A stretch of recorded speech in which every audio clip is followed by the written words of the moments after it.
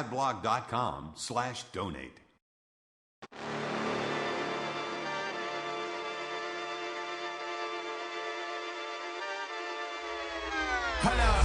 Why do they doubt the kid? I'm about to prove them all wrong again. I got a low tolerance, cause they don't even know what the problem is. It's me. You waiting on the boy to fail, to hold your breath and face your death. Cause you play a roulette with each step I progress, no less. Go ahead and place your bets. Cause we know who we at, we know we top tier. Cause all the hate that you bring, we know it stops here. I'm taking off like a rocket here, ain't stopping here. It's strange how they cannot see the future, but see profit here. Wait up, we gon' always win.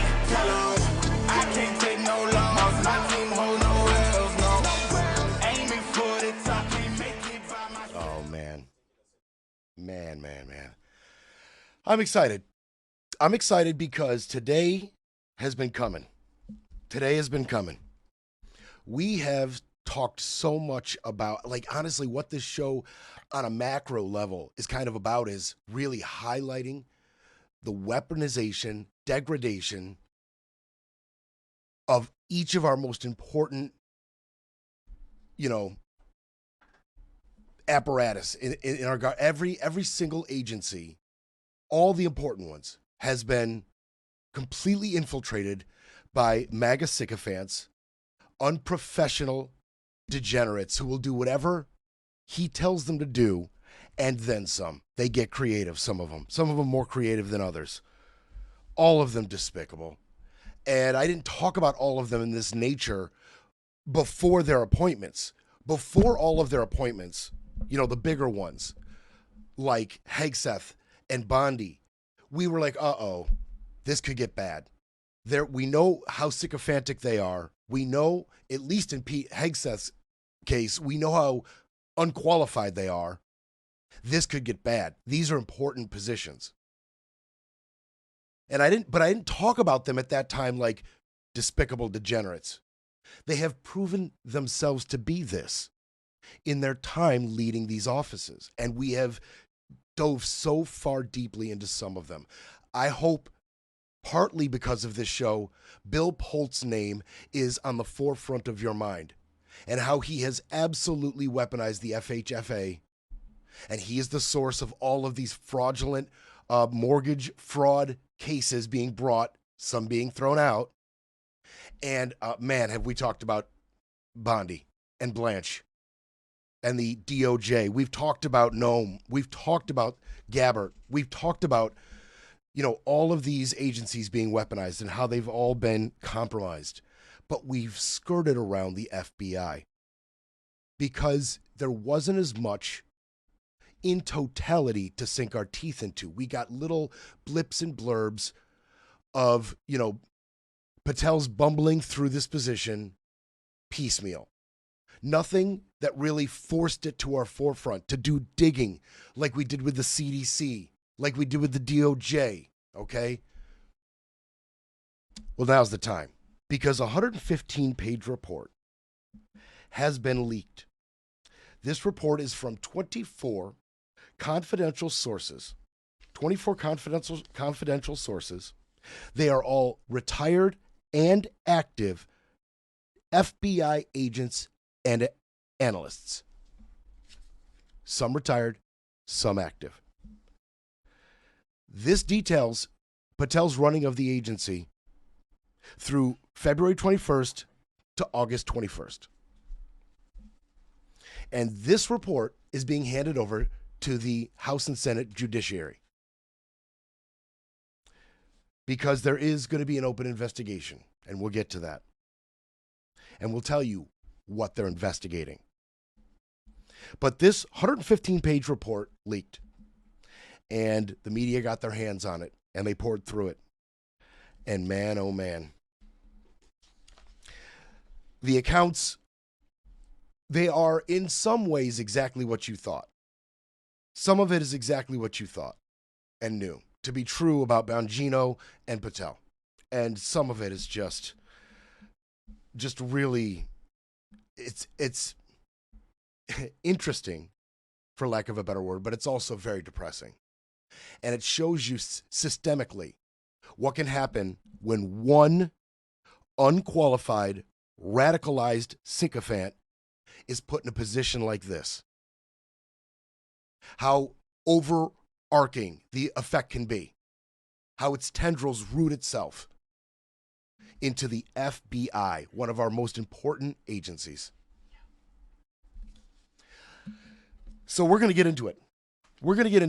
And I'm going to go fairly quickly to get through this because we've got a lot to get to today. We always do. Thank you, Scotty. We got a lot to get to today. It is important to note that what I'm going to give you right now is allegedly. All of it's allegedly. Although the sources, all of their accounts of this are all on the same page. Some interpret it different than others, and you'll see some of that, okay? They're not 24 of the same people. They're 24 different people, active and retired, that have different views on things. But their accounts of what happened, the facts of the matter, are uniform.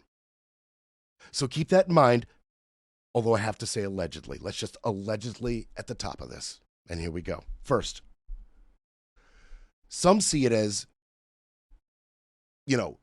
a natural reaction to Trump policy if you have scruples and morals and a love for democracy.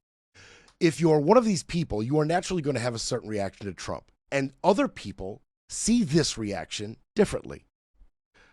But however you want to see it, TDS, Trump derangement syndrome, is very real within the FBI right now. It's very real. Multiple agents openly dislike Trump. Multiple agencies. Some see it as a widespread Trump derangement syndrome taking hold. Others see it as we are seeing this commander-in-chief clearly for what he is. Again, that's perspective, but everybody can agree. Nobody in the FBI likes Trump right now. That's what they all agree on. However you want to interpret it, none of them like Trump. They will go to the office and openly make fun of him. Openly make fun of him, make off-colored comments, ridicule him openly in the office. That is not a normal thing in the FBI offices, okay? And why is this? Why such hate for Trump? It's because there's a natural pushback coming from younger, more academic-leaning FBI agents, teachers, analysts, more from liberal backgrounds. How did this happen? Because under Chris Wray and Comey, they pushed certain imperatives in the hiring to the forefront. Okay, they valued certain things more than others. The right would call this DEI hiring. Comey and Wray, they favored diverse backgrounds, diverse education, social sciences. They encouraged all of this in their hiring. And this is the effect you get. This is the effect you get. A lot of their hires don't like what they see out of the White House. Okay?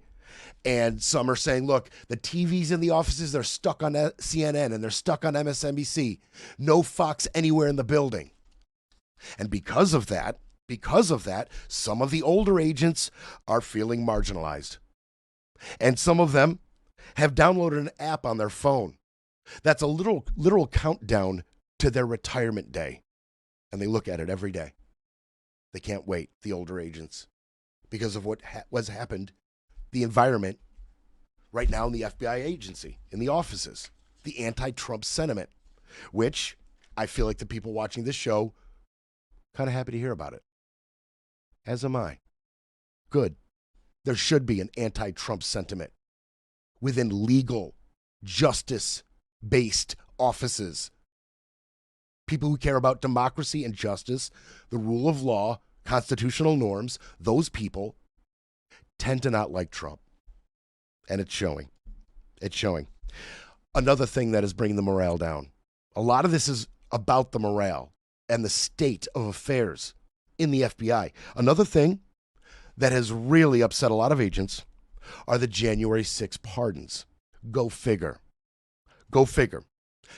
Quote, betrayed, unsafe, targeted. Those are words FBI agents have used to describe how they feel right now after these January 6 pardons. Okay? They also feel demoralized because all of this work they have done have been undone just by a stroke of a pen. Undone. All the work they did. Pouring through hours of video. testimony, court, all of it undone. And they are demoralized about it. And they are now fearing for their family's safety. That makes sense, doesn't it? As I say, you hadn't really considered it, possibly. I hadn't considered it, right? I hadn't even considered it. But yeah, the agents are saying, yeah, we fear for our safety. We fear for our family's safety, okay? The agents are extremely upset because their names were included on an internal memo that is being reviewed by the DOJ. This internal memo details all of the January 6th investigations, the steps they took, and the agents involved. All of their names are in this memo, and it was handed over to the weaponized DOJ. And now these FBI agents are saying, we don't know what's going to happen. Now, it hasn't been leaked yet. Should it be leaked? I think it is not hyperbolic to say their lives could possibly be in danger by some of these insane recidivist January 6th rioters. And I say recidivist because we did a deep dive into what these cats have been up to since they got pardoned. And unfortunately, a lot of it involves children. And I'm not here to explain that. I'm not Sigmund Freud, but it's creepy. It's creepy. And every child hurt by a January 6th rioter since their pardon is on Don's head. I feel like that's just an easy logistical step. Anyway, there's a culture of fear and paralysis. Patel has sown this atmosphere of distrust. They know that FBI agents who were simply following orders in terms of, raids on, Trump's mansion and investigations into January 6th, these people were fired for doing their job. You think that other FBI agents don't see that very clearly for what it is, regardless of their political affiliation? You think they don't see that as the threat to their job that it is? Of course they do. You think they're happy about that? This guy, Patel, erasing people's careers because Donald Trump is butthurt? They see it for what it is. They see it for what it is. The leadership, they say, has a heads down approach. They don't want to make any decisions. Everything goes to Patel, lest you be fired. They don't want to make any decisions. No one wants to do anything without Patel's direct, explicit instruction. And most of them say, I and many of my colleagues, we simply dread going to work. This career that we poured sweat and tears into, schooling, experience, field work, we dread to go to work because of this guy. Because of this guy. And they knew this was going to happen because don't forget, years before he took this position, he went to every podcast in the nation saying how much he did not trust the FBI, how he thought they were mismanaged, misran. And he even said, first thing I do is I slash across the board. I fire everybody. And that's exactly what he did. He fired everybody when he got there. They all see it for what it is. They all see it very clearly. They all see it very clearly. So, agents, field agents, analysts, doing their work as directed, get fired. Now, their bosses don't want to make decisions, lest they be fired. That leaves all the decision-making to Kash Patel, podcast hero, Trump sycophant, supremely unqualified FBI director. He's not just unqualified, though. He's not just unqualified. We wish it ended right there. Could someone this close to Trump be just unqualified? No. You got to have that lack of a moral compass we talked about, right? Be willing to lie. Be willing to sit in front of Senate, be combative. And don't forget, you work for Trump, you get to wet your beak. And Patel did that too. He wet his beak. It's time for a quick break, then we break some more. You're listening to Brett Breaks Things.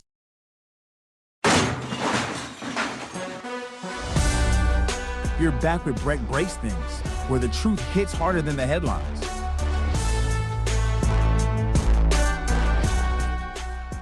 Kash Patel, quote, in over his head, quote, lacks understanding of complex FBI intelligence programs, quote, he has an insufficient experience compared to the past directors, quote, he lost composure during his Senate committee hearing. I actually don't think that's a negative, at least not in Trump's eyes.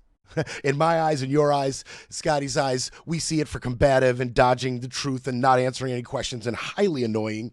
But in Trump's eyes, I think he did a great job in those Senate hearings. Attack the attacker, turn it back on them, have a few salacious little details to toss in their face. Don't answer anything, because if you do, you'll lie because, you're with Don. And if you lie, well, you saw what happened to Comey, right? And if they didn't have a supremely unqualified Pam Bondi and an even more unqualified Lindsey Halligan, Comey could have been in real trouble. So don't go lying to those senators.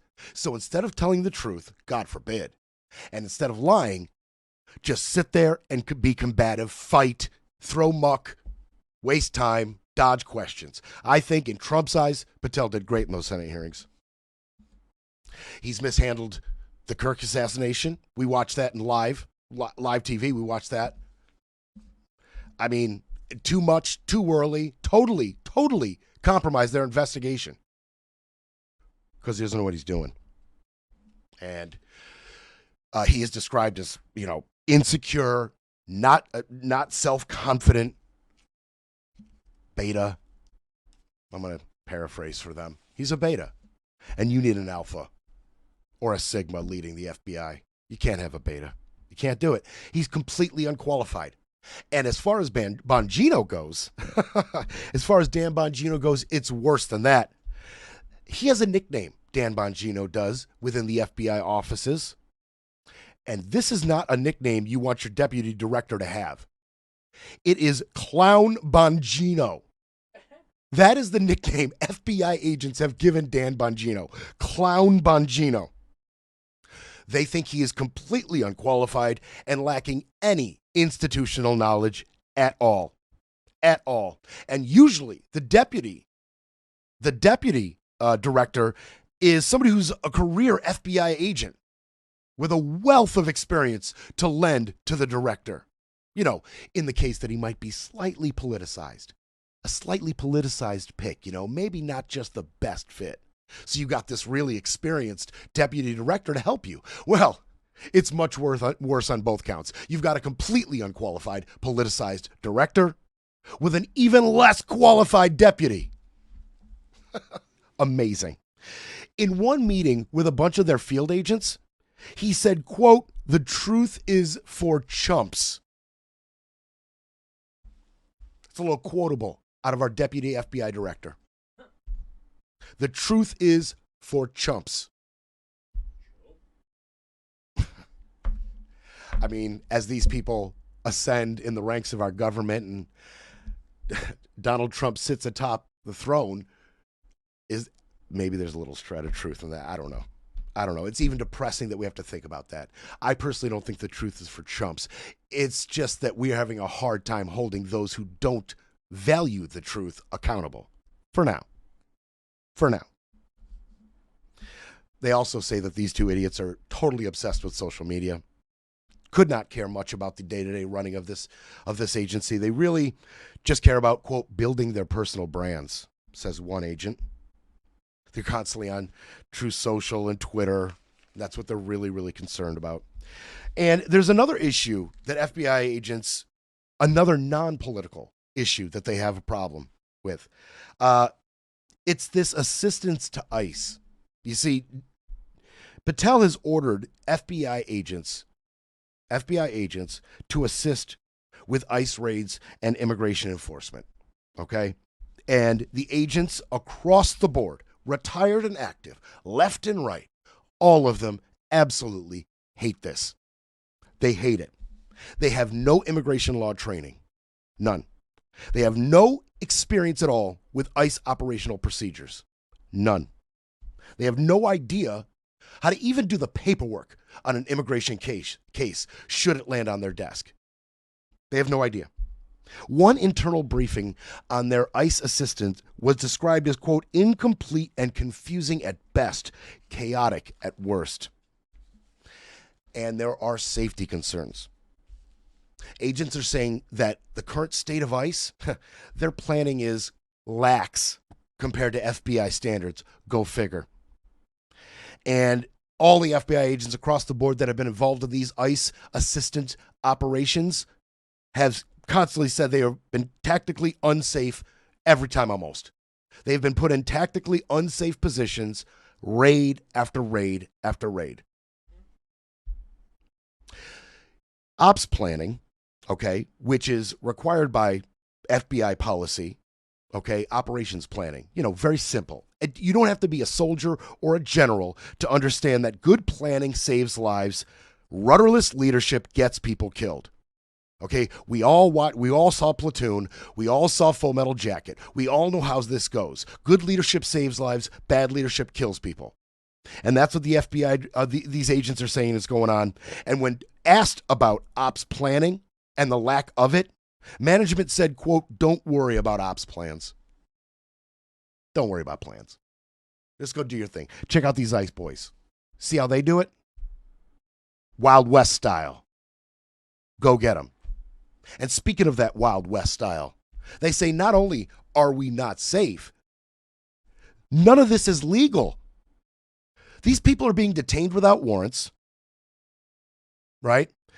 Mass warrantless raids. So not only do they not have warrants to go into the places they're going into, they don't have warrants to arrest the people they're arresting. And they're detaining people across the board. And the FBI agents are standing there like this is all unconstitutional. None of this is legal. What is happening here? None of this is legal. And the FBI is like, our reputation is completely shot within the immigration community, who we rely on for investigations into actual criminals. These people have to trust us, at least like us, at least be willing to talk to us. This is blowing all of that. They are directly focusing ICE raids in immigrant populated areas, obviously, and they're forcing these FBI agents who depend on these people to go violate their civil rights. It's not good for investigations going forward. And the agents see it for what it is. And by the way, they're also pissed that counterintelligence and counterterrorist efforts have gone completely by the wayside while they're out assisting ICE. Nobody's back manning the cameras and the intel data and, the whistleblower. Nobody's doing it. It, quote, "If we're not working counterterrorism or counterintelligence, then who is?" The answer is nobody, because Patel doesn't know what he's doing. He doesn't know what he's doing. I'm going to stop right there. I'm not going to keep saying, it's in his interest in some way to allow these things to happen. I won't go there. That is a little conspiratorial. But, this is what lack of experience, completely unqualified people at high levels of power, this is what happens. Because Patel is who he is. Now, counterterrorism is going by the wayside. Counterterrorism? Counterintelligence? Spies? Terrorists? We're not doing that. We're doing ICE raids? Okay, got it. That's great. And there are stories coming out. Anecdotes about Kash's behavior. In one, he wanted a firearm. Boom. Kash is on the job. Kash wants a gun, right? So Kash wants a gun. So they naturally, those officials at Quantico and the people who make these decisions, they naturally are like, what? So they get together and they talk about it. They get together in one meeting and they talk about it. They simply wanted to talk about, look, should we give him a gun? Is it legal to give him a gun? Is it even appropriate? Like the visuals of it. Is any of it appropriate, right? One meeting, some officials at Quantico. Wow. Kash was absolutely furious. And he made every official at that meeting take a polygraph test to determine who said what about him. Who said it was inappropriate if he, Jesse James that piece. Who said it's inappropriate? Who said it might not be legal? How dare you? How dare you? He does want to be Elliot Ness. He does want to be Elliot Ness. Oh man, he would love that. I would love that. Elliot Ness got shot at a lot. I take that back. The opinions expressed on Brett Breaks Things does not reflect those of Scott or Brett. Are we good, Scott? Are we covered? Sure? Brilliant legal mind Scotty says I'm good. I'm covered. Oh yeah. Oh yeah. So, little story. Charlie Kirk shooting happens. Cash lands in Provo, Utah. Lands in Provo. Agents on the scene are scrambling. They're in the middle of an assassination investigation in real time. Cash won't get off the plane because he doesn't have a jacket, an FBI jacket. He forgot his. Doesn't have a jacket. Won't get off the plane. They have to stop their investigation, some of them, to go track down a jacket for Cash so he'll get off the plane. They find some. They find some larges and some extra larges. Cash says, no, I need a medium. I'm not getting off the plane. So they scramble again. While they should be scrambling and looking for, an assassin, they're scrambling to look for Cash's medium jacket. They find one on a female special agent. They take her jacket off of her, hand it to Patel, and Patel says, what? No patches? That's right. He didn't have his flare. He didn't have the patches, the very important patches, to show how much of a very important man he was. So a couple agents ripped off their patches, handed it to Patel, got the patches on there, and he came down off the plane. Yay. Yeah, we can get the investigation can begin as Cash has found his medium jacket. And by the way, as far as that jacket, Eric Swalwell took a swipe at him. Eric Swalwell on X wrote, I don't mind that FBI Director Kash Patel had to wear a women's size medium jacket to cosplay as someone in charge. I just wish he'd focus on stopping the rampant domestic terrorism happening on his watch. Now, Cash had to, of course, respond. Now, I see this as Cash in the FBI offices on his phone. He sees the Swalwell tweet, and he's got a couple people with him, and he's like, I'll get him. And so Swalwell got kind of taken in by this person, Christine Fang. She was a Chinese spy. Yeah. He got kind of, caught up with her. Her job was to gather intelligence on U.S. politicians and, China-related issues. And she helped Swalwell with a fundraiser once, and it all got exposed. So Kash Patel's like, I got it. I'll say something about Christine Fang. Here was Cash's response. First, he's insecure much? I was looking for a youth large. Okay, that's kind of funny. Domestic terrorism arrests are up 30% this year. Impressive, considering I spent 0 days dating a Chinese spy named Fang Fang. Where should I send your women's medium for date night? Okay. You got him, Cash. He's sitting there, he's typing it out. I'm going to tell him about Fang Fang and mention his date night. And like a couple sycophants that are allowed to have their job still at the FBI are like, oh, that's great. That's great, Cash. That's hilarious. Yeah, do that. Send. Yeah. Oh, yeah. And speaking of that investigation, pardon me, after Patel bumbled his way through, misannouncing things like we've got somebody, in custody and was wrong about that, totally botched the announcement. Sometime after that, he blamed the special agent in charge on the scene, Special Agent Robert Bowles. Blamed him. Shouted in his face a expletive-laden tirade, laid into him. Bongino comes running after, tells Bowles, sorry, that shouldn't have happened. And then Patel gets up on stage after Bowles and his team were successful, takes all the credit for all the work. Well done, Cash. We'll be back to break it all down. You're listening to Brett Breaks Things.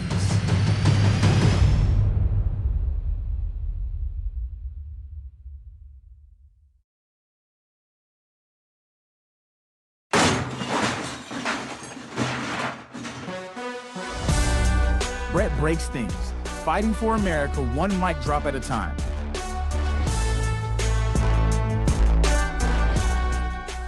Speaking of ridiculous adventures, the New Yorker has a story, Kash Patel's acts of service.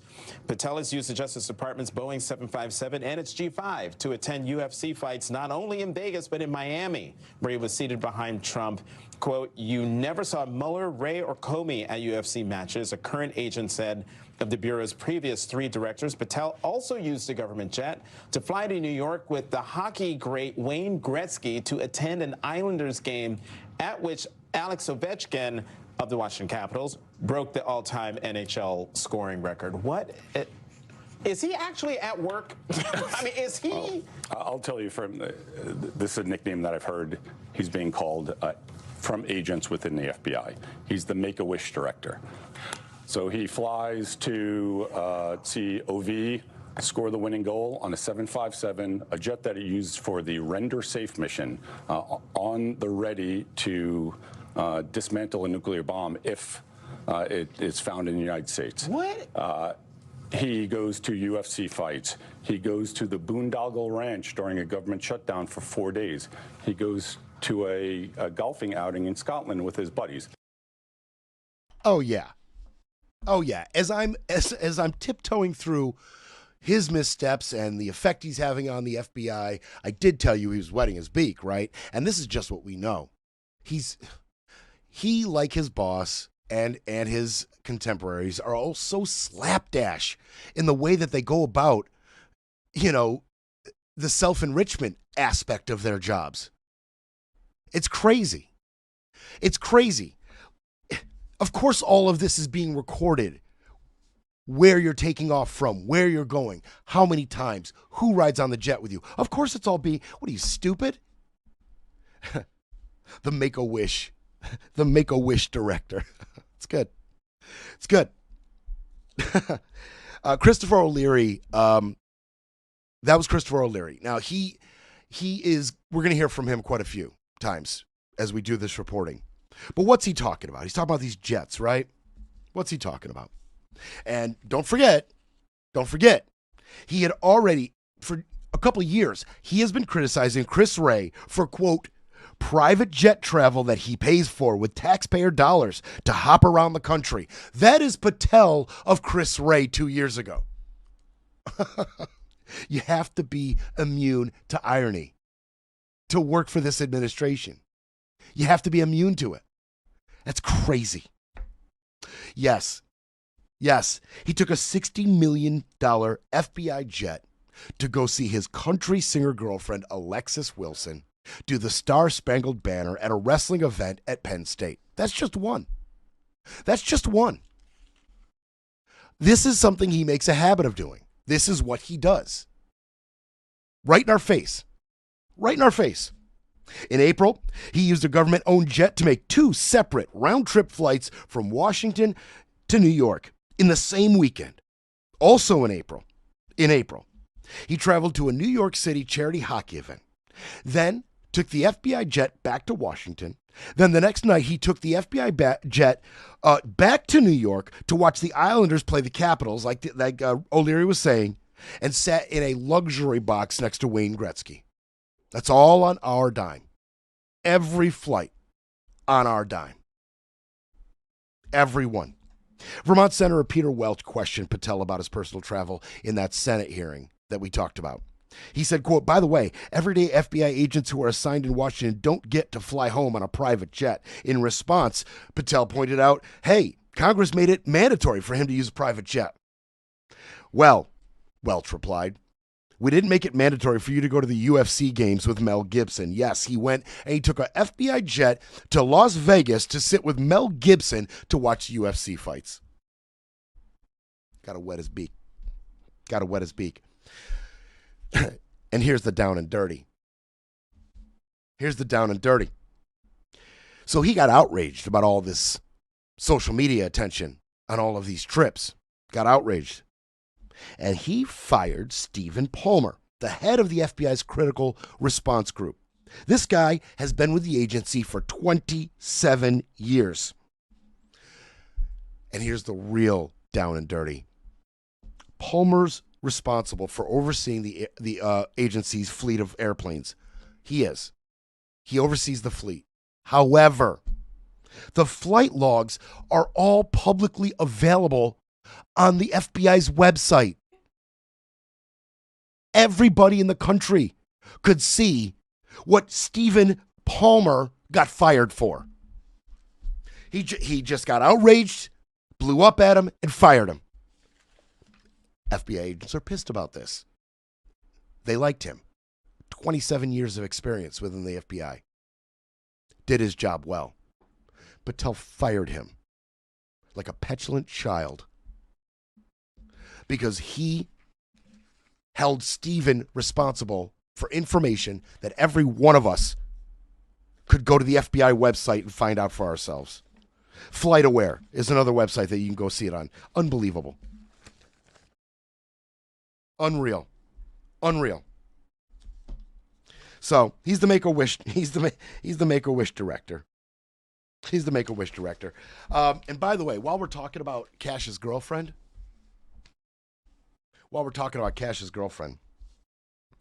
FBI agents are also pissed. They're pissed about a lot. A lot of this pisses them off. They're also pissed that Kash Patel has assigned FBI SWAT protection for his girlfriend. Okay? Alexis Wilkins, his girlfriend, country rock star. I don't know how. Like, I'm not plugged into the country scene. I don't recognize her name, right? Outside of the story. I don't, if I was to put Alexis Wilkins into my Spotify would notify authorities. That would be very distressing behavior out of me. I don't know who Alexis Wilkins is, but I know she's got FBI SWAT protection. Now, I know that. Now, these agents are highly trained. These are elite FBI SWAT agents who respond to major incidents, major mass shootings, attacks. Now they're protecting FBI director's girlfriend. And she spends all of her time in Nashville. She barely ever visits him. She spends all her time in Nashville. O'Leary went on about this. He said there is no legitimate justification for this. This is clear abuse of position and misuse of government resources. She is not his spouse. She does not live in the same house or even the same city. I would also add that this comes at a time when security details were stripped from people who are under threat from Iran. What is he talking about? Well, Iran's Islamic Revolutionary Guard Corps tried to kill John Bolton. And when they tried and failed to kill John Bolton, Trump stripped him of security clearance. No security detail in the face of the attack from Iran. That's who Trump is. That's who he is. Now, Patel tried to defend himself. All right, get your sick bags ready. This is pathetic.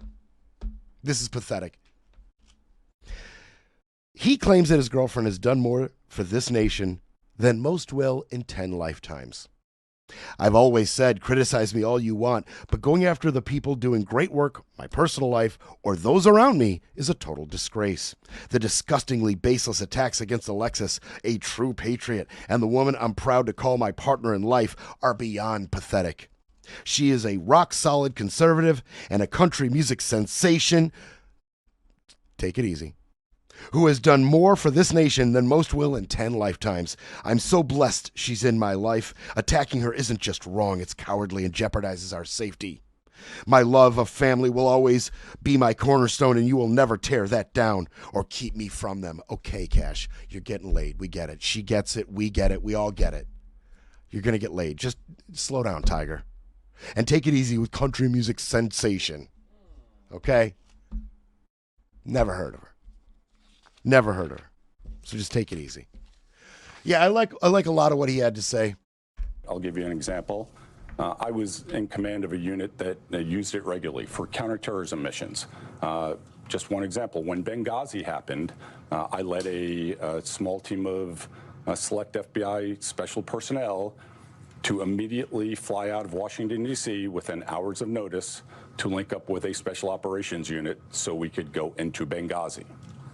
That is what those planes are intended for. They're not intended for going to see your girlfriend sing the national anthem. And just let's piece this together. That 1 week, he flies up to New York so he can stand on the podium and steal the spotlight from all the agents and assistant U.S. attorneys who worked the gambling fraud case with the NBA. He then flies to Happy Valley, to see his girlfriend sing the national anthem at a wrestling match, then carries on to Nashville, and from there goes to the Boondoggle Ranch, which couldn't be more appropriately named, during a government shutdown, spends 4 days there doing exotic hunting while government employees are not getting paid, while American citizens are not getting the services that they should get. Boom. So, on our dime, using critical resources that is used to keep us safer. On our dime, he's flying around. He's going to UFC fights, hanging out with Mel Gibson, going to see his girlfriend sing, go see Alex Ovechkin, great player, legend, Hall of Famer. All on our dime. 2 years after telling Chris Wray, how dare you use your the FBI jets on the taxpayers' money? How dare you? You got to have a lack of moral compass, be immune to hypocrisy, and be immune to irony. Okay? And a need to enrich yourself, that's part of the deal. Right? It's like dirty cops. If you don't take the bribe with the three of us, you're a threat. Right? So who would Cash? You don't enrich yourself, dip in the coffers, you may be a threat. Go get yours. Breaking politics, breaking narratives, breaking news. But first, we need a coffee break.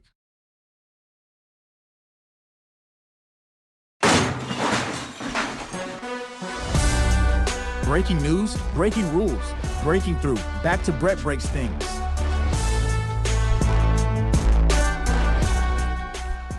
See, when I run in from outside, you get to see my glasses do the transfer thing. Right now, it looks like I'm too cool for school.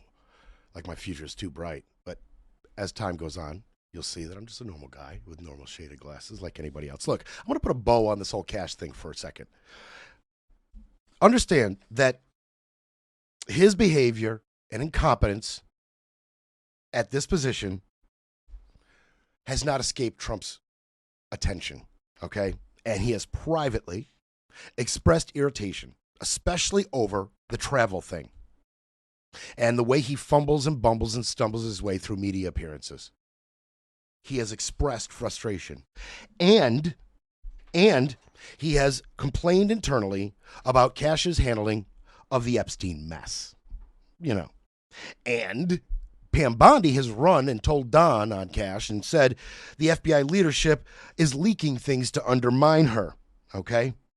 And DOJ leadership and Pam and Todd, they say basically to Trump that this whole thing has spiraled out of control because the FBI mishandled it, okay? So don't think this isn't having an effect elsewhere, right, on morale. And like I said, that 115-page report, that is getting handed over to the Democrats on the House Judiciary Committee, okay? They are going to open an investigation. They demand he reimburse the government for non-official travel, to furnish the public with information regarding any travel on government aircraft by non-officials. They want records relating to his travel, accounting of any reimbursements, justification for each passenger's travel, and communications regarding staffing decisions related to those trips. They want it. The Dems do. The Dems do. Let's see how bipartisan that investigation in the Judiciary Committee is. Okay? We don't lead anything. We don't chair anything, right? We don't have any actionable power. If the Republicans get on board with something like this, it's because they're really upset about it. And whatever pressure they're getting from the Trump administration and the DOJ and the FBI to not do this, they're going to ignore it, kind of like they did with the Epstein thing. Now, do you think this will piss off Republicans with the real power right now off enough to do something about this investigation, to be bipartisan and handle it properly and get on board with the Democrats on something like this. I'll leave that for you to decide. And time will obviously tell. There's other things time's going to tell on. Okay? Because even Jeffries himself says that, look, don't expect anything right now on Hegseth and this lie that is now being pushed about his order, quote, to kill everybody. Okay? This is developing because they're coming out and they're saying things about it. Okay? People are starting to really take notice of this story. Just a reminder. The first strike, September 2nd, 11 people on board. This is their first non-state combatant kinetic strike, to be followed by 20 more. This was the first one. They hit it. 2 people survived, clinging to the side of the boat. Hegseth's orders were, quote, to kill everybody. So Mitch Bradley, JSOC commander, ordered a second follow-on or double-tap strike to kill the 2 survivors. Now this is starting to make the rounds because they're lying about it. 7 sources with first-hand knowledge of the situation confirmed that Hegseth's orders were to kill everybody. And those sources also confirmed that Mitch Bradley followed Hegseth's orders. Then Bradley got on a phone call, a conference call, with officials, JSOC officials, and told them, yes, I followed Pete's orders, and we did this because we did not want them, the 2 survivors, contacting other drug traffickers and picking them up. Then once the story made its rounds, JSOC, they hand a little memo to the White House saying, by the way, the reason we killed those people, it's because we were actually clearing the waterways of debris for safer travel for boats going forward. And they specifically put in there, the follow-on strike was not intended to kill the 2 survivors. Somebody knew they messed up. Somebody knew they had done screwed up. And now they're making the rounds. They're talking about it. They're talking about it. Levitt's talking about it. Of course she is. It is her job to be first to a microphone to lie the president's lie or lie Hegseth's lie. Whatever lie she's handed, it's her job to lie it. I have a statement to read for you here. President Trump and Secretary Hegseth have made it clear that presidentially designated narco-terrorist groups are subject to lethal targeting in accordance with the laws of war. With respect to the strikes in question on September 2nd, Secretary Hegseth authorized Admiral Bradley to conduct these kinetic strikes. Admiral Bradley worked well within his authority and the law, directing the engagement to ensure the boat was destroyed and the threat to the United States of America was eliminated. Empowered him to make the decision. Bradley made the decision. See her verbiage? Hegseth authorized Bradley to make the decision. And Bradley, well, his decision was well within the law. Do you see what she's doing here? You see what she's doing? I never said she was bad at her job. Never once did I say she was bad at her job. She is uniquely qualified for this position. She gives good lie. She's good at it. She's massaging it, where the onus goes from Pete to Mitch. See what she's doing there? Well, you do now. And you know who else sees what's happening here? Military officials. Okay? Officials within the Department of Defense or Department of War. People are talking about it. Some people said anonymously they are furious within the Department of Defense. Officials, agents, military, upper brass, everybody's furious about her comments. Her comments. Her comments. Okay? They see it for what it is. Hegseth is going to hang Mitch Bradley out to dry. And Carolyn Levitt is the first one out there to get the ball rolling. Don't forget yesterday I played you that video, that audio of Trump on the plane saying what? Second strike? Well, Pete told me he didn't order it, so I believe Pete. There was no second strike. We don't know what you're talking about. Be quiet, piggy. Well, he didn't do the piggy there, but I mean, you believed it. Did he say it again? He could have. That's who he is. He didn't say it there, but you get the point. He came out and lied about it. Got caught on Air Force One with this question. Lied about it. Now Carolyn Levitt has a chance to massage it, use judicious verbiage, come out and lie about it in a more efficient manner and really sculpt the narrative, okay? These military officials, they see it for what it is. Quote, this is Protect Pete Bull Bleep. Levitt's statement left it up to interpretation who was responsible for the second strike that killed the 2 survivors, imploring the White House to provide clarity on the issue. Okay? One official said of her statement, it's throwing us, the service members, under the bus. Okay?